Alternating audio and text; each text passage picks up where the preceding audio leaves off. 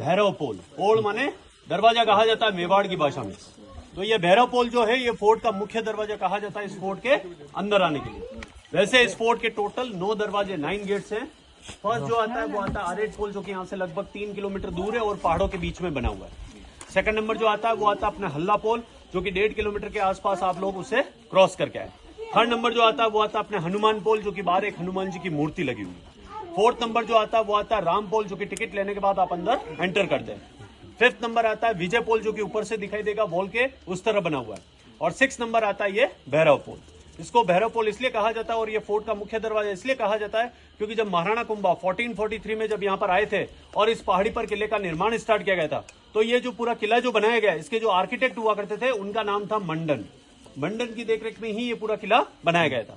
जब महाराणा कुंभा और मंडन जी इस किले का निर्माण स्टार्ट किया था, तो स्टार्टिंग में जैसे जैसे इसकी दीवारें बनाते जाते थे दिन में और रात में दीवारें गिर जाया करती। ऐसा 5 से 7 बार हुआ। तो महाराणा कुंभा चिंतित हुए कि ये बार बार यहाँ पे दीवारें क्यों गिर रही। जब यहाँ के लोगों से पूछा गया तो उन्होंने बताया था कि इन पहाड़ों में जो है एक मेढ़ बाबा है जिनका नाम है भैरव मुनि।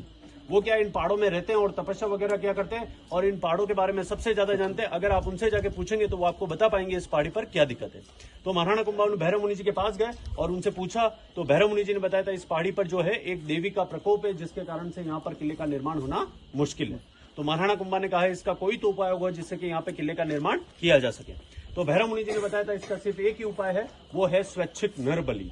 स्वैच्छिक नरबलि दी जाएगी तभी जाके किले का निर्माण हो पाएगा। स्वैच्छिक नरबलि का मतलब समझते हैं, जो अपनी इच्छा से बलि दे। बट ऐसा कोई व्यक्ति इसके लिए तैयार नहीं था। तो अंत में भैरव मुनि जी खुद इसके लिए तैयार हुए और उन्होंने कहा था कि मैं पहाड़ी चढ़ना प्रारंभ करूंगा और फर्स्ट टाइम जहां रुकूंगा वहां पर किले का मुख्य द्वार बनाया जाएगा और अंत तक जहां पहुंचूंगा वहां पर किले का निर्माण किया जाएगा। तो भैरव मुनि जी ने पहाड़ी चढ़ना प्रारंभ किया था और फर्स्ट टाइम जो है वो यहाँ पर रुके थे। और यहाँ पर रुकने के बाद यहाँ से थोड़ा सा ही आगे चले, आगे जाने के बाद तलवार से उनकी गर्दन को काट दिया गया था। जो उनका जो सर है वो यहाँ पे गिरा था, जिसका सिंबॉलिक टेम्पल यहाँ पे बना हुआ है। और यहाँ पे उनके नाम से मुख्य द्वार बनाया गया भैरव पोल। और सर कटने के बाद फिर भी उनकी बॉडी चलती गई, जो लगभग 700 मीटर ऊपर गई और ऊपर जाके वहां पे उनकी बॉडी गिरी और वहां पर किले का निर्माण किया गया। जो उस हिस्से को जो कहा जाता है वो कहा जाता है कटारगढ़। और पूरा प्रीमाइस महाराणा कुंभा के द्वारा बनाया गया, इसलिए इसे कुंभलगढ़ कहते हैं।